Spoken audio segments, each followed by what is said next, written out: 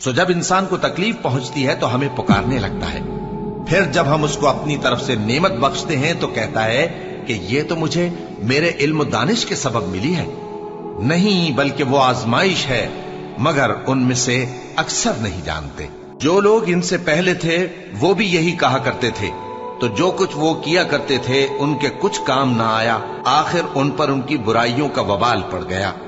और जो लोग उनमें से जुल्म करते रहे हैं उन पर भी उनके बुरे अमाल का वबाल अनकरीब पड़ेगा, और वो अल्लाह को आजिज नहीं कर सकते।